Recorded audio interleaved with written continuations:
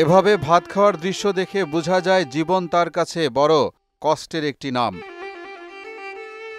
শারীরিক প্রতিবন্ধী জোহরা খাতুন নিজ হাতে ভাত খেতে পারে না, একটি লাঠির সাহায্যে তাকে খেতে হয়। শুধু ভাত খাওয়া নয়, প্রায় সব কাজেই যেন এই লাঠিটি তার হাত। কিন্তু অনেকটা অকেজো হাতে তার রয়েছে ভিন্ন এক জাদু, যা তাকে সবার কাছে আলাদাভাবে পরিচয় করিয়েছে। সে গল্পের আগে বলে নেই, জোহরার দুটি পাও অকেজো, নিজের সব কাজেই নির্ভরশীল অন্যের উপর। বিশেষ করে জোহরার মাই তার একমাত্র ভরসা। গোসল থেকে শুরু করে যাবতীয় সব কাজই মা করে দেন। শরীরের গঠন দেখলে মনে হয় 12-14 বছরের একটি মেয়ে, আসলেই বয়স তার 40-এর ঘরে। ওয়ালটন ফ্রিজ কিনে অনেকের মতো আপনিও হয়ে যেতে পারেন মিলেনিয়াল। সেরা পণ্যের সেরা অফার। মাগুরা সদর উপজেলার টুকনাপাড়া গ্রামের নায়েব আলীর শারীরিক প্রতিবন্ধী মেয়ে জোহরা খাতুন। বাড়ির উঠানে সাজিয়ে রাখা এই নকশি কাঁথাগুলো জোহরা তার নিজ হাতে করেছেন। কোনোরকম প্রাতিষ্ঠানিক শিক্ষা ছাড়াই এমন নিখুঁত কাঁথা সেলাই করে সে। শুধু তাই না, নকশাগুলো তার মন থেকে করা। এখানেই যেন আরেক জোহরার পরিচয় পাওয়া যায়। শারীরিক প্রতিবন্ধকতাকে জয় করে নকশি কাঁথা সেলাই করে নিজের প্রয়োজনীয় খরচ মেটান তিনি।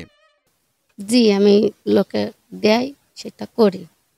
এটা করে টাকার জন্য 2 থেকে 3 মাস লাগে একটা খেতা করতে। হ্যাঁ, আমি নিজ থেকেই করি। কষ্ট তোমার হয়। 3 ভাই বোনের মধ্যে জোহরা সবার বড়। ভ্যান চালক বাবার পক্ষে 5 জনের সংসারের খরচ মেটানো সম্ভব নয় বলে জোহরা কাঁথা সেলাই করতে শুরু করেন। তার পরের গল্প আজকের সাফল্য। প্রতিবন্ধী মেয়ের পাশে বসে তাই মা বললেন, জন্মের থেকেই প্রতিবন্ধী। এখন আমার সংসার আর্থিক অবস্থা খুবই কম। আব্বা দিন মজুরি ভ্যান চালায়, খুব কষ্টে আছে ওরা নিয়ে। একটা হুইল চেয়ার কষ্টে যাই হোক মানুষের করে কিনেছিলাম, সেটাও ভেঙে গেছে। নতুন আরেকটি হুইল চেয়ার কেনা কোনো মতেই সম্ভব না। তাই তো মায়ের কপালে চিন্তার ভাঁজ, সামনের দিনগুলো কিভাবে চলবে। এলাকাবাসীও বললেন, যদি কোনো দাতা সংস্থা কিংবা সরকারের পক্ষ থেকে সাহায্য করা যেত, তাহলে জোহরার সামনের দিনগুলো হয়তো ভালো হতে পারত। এখন ওর বাপের বিশাল অভাবী সংসার। ওর বাপ যে কাজ করে ওর সংসারই চলে না। মেয়েরা ভালো নকশি খাতা সেলাই করতে পারে।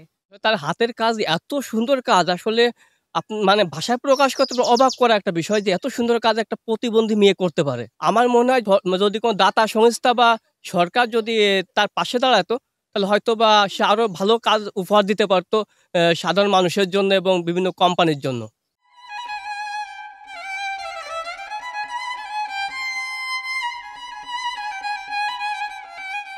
সবশেষে বলা যায়, শারীরিক প্রতিবন্ধকতা জোহরাকে যেমনি থামাতে পারেনি, তেমনি কেড়ে নিতে পারেনি তার মুখের হাসি।